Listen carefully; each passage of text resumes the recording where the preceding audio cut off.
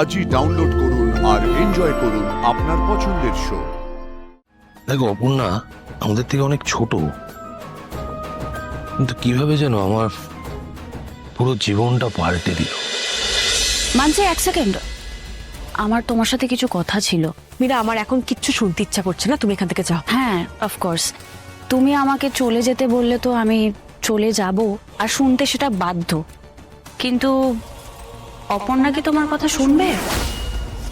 I don't think so. আর এইগুলো বলার আমার কারণ আছে, কারণ আর্য সিংহ রয়ের ওয়াইফ হয়ে এই বাড়িতে আসবে, বড় যা, ফার্স্ট লেডি। তো আমার মনে হয় না তোমার কথা তখন চলবে, তোমার কথা অনুযায়ী সবটা হবে, তোমার কথা শুনে চলে যাবে, আমি যেমন চলে যাব। বাট সেটা কি হবে? আর আমি যদি কিছু ভুল বলে থাকি তুমি আমাকে বলতে পারো। আশা করছি আমি কিছু ভুল বলছি না। এটার হতো যদি তুমি আমার কথাটা শুনতে, তোমারই হেল্প হতো। বলো কি বলবে? যদিও আমার মাথায় আসছে না তুমি আমাকে কি বলতে পারো। আমার তোমাকে অনেক কিছুই বলার আছে মানসি, তুমি যদি একটু সময় দিতে আর ঠান্ডা মাথায় শুনতে। তুমি প্লিজ এসো না, বসো বসো বসো। দেখো, আমি তোমাকে আমার নিজের কথাই বলবো। তোমার কথা শুনে আমি কি করব মীরা? আমার কথা শুনে তুমি যদি একটু শিক্ষা নিতে মানসি, তোমারই লাভ হতো। কিন্তু দেখো, অপর্ণা যখন Singharoy group of industries join করে, বাচ্চা একটা মেয়ে, না কোনো এক্সপিরিয়েন্স আছে, না ব্যাকগ্রাউন্ড ছিল, বাট আর্য নিজের রেফারেন্সে ও Singharoy group of industries join করলো।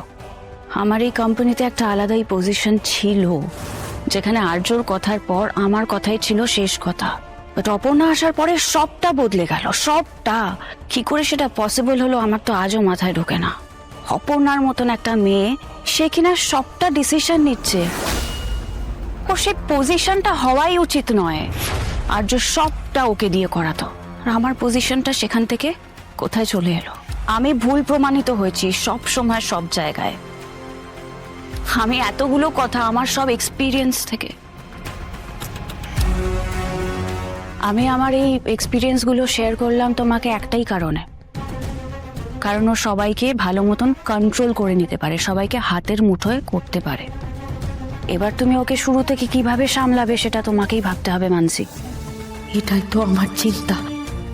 এই ভেবেই তো আমি রাতে ঠিক করে ঘুমাতে পারি না। বয়সে ছোট হলেও ও কিন্তু তোমার বড় যা। আগে থেকে ব্যবস্থা না করলেও কিন্তু তোমাকে ভোগাবে মানসি। আরো একটা জিনিস আমি জানি, ছোট বউয়ের থেকে বড় বউয়ের অধিকারটাও তো বেশি, তাই না মানসি?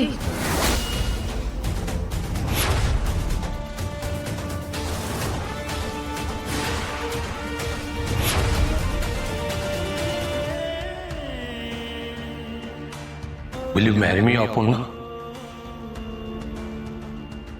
Yes, I will.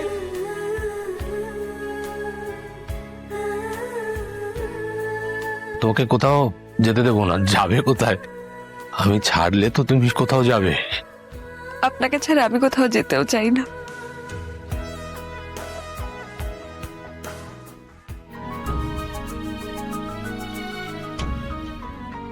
তো অল্প সময়ের মধ্যে কত কি ঘটে গেল। সবটা আমার কাছে এরকম যেন স্বপ্নের মতো লাগছে। দেখো অপর্ণা আমাদের থেকে অনেক ছোট,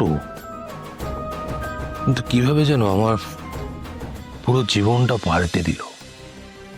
বাই দ্য ওয়ে, তোর কিন্তু অনেক দায়িত্ব আছে। সবটা তো আমার মাথার মধ্যে থাকবে না, প্লিজ দেখে নিস।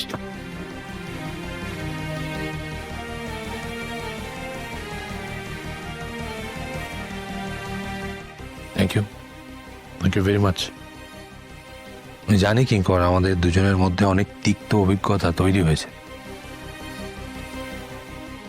সেগুলো নিয়ে এনিওয়ে শুধু একটা কথাই বলবো,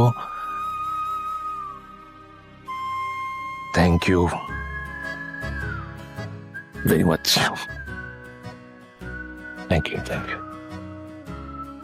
আমি কিন্তু ফর্মালিটি করছি না, আমি মন থেকে বলছি। জানি, তবে তোর কথা শেষ হয়ে গেলে আমি কিছু কথা তোকে বলবো। বল না। মানে দেখ, আমি যেটা ভেবেছিলাম যে তোর অতীত মানে তোর পাস্ট সেটা কেউ কোনোদিন জানবে না, কিন্তু সেটা অলরেডি বেশ কয়েকজন জেনে ফেলেছে। একদিকে ভালোই হয়েছে, ভালো হয়েছে কারণ বুকের ওপর থেকে একটা বোঝা নেমে গেছে, অনেকটা চাপ মুক্ত হয়েছে। জানিস তো, এতদিন গিল্ট ফিল হচ্ছিল। যা হয় ভালোর জন্যই হয় কিঙ্কর। হ্যাঁ, তবে এই অবধি থাকে যেন, মানে মানে যতটুকু জেনেছে ততটুকু, কিন্তু তার বাইরে তোর আমার অতীত ইতিহাস সেগুলো যেন কোনোভাবেই বাইরে না আসে। আর্য, তুই খুশি তাই আমিও খুশি, তুই ভালো আছিস তাই আমিও ভালো আছি। কিন্তু চিন্তা হচ্ছে এই খুশির চোটে তুই যদি কিছু জরুরি জিনিস ভুলে যাস, সেগুলো তোকে মনে করিয়ে দেওয়ার জন্যই এই কথাগুলো বলা। তুই ভালো করে জানিস আর্য, এখনো অবধি যতটুকু হয়েছে সবটা সামাল দেওয়া গেছে, কিন্তু ভবিষ্যতে যদি আবার নতুন করে কোনো ঝড় ওঠে তাহলে কিন্তু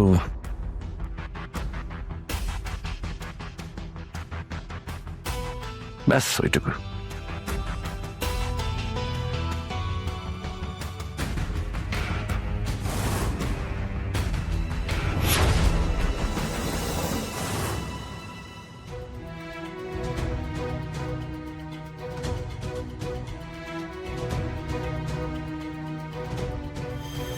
আমার মেয়ে রাজনন্দিনীর মৃত্যুটা স্বাভাবিক ছিল না।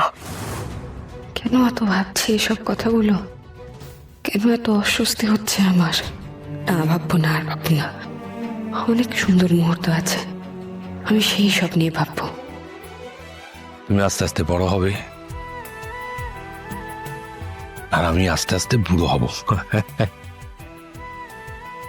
তুমি অনেক উন্নতি করবে আর আমি সেটা নিজের চোখে দেখতে চাই।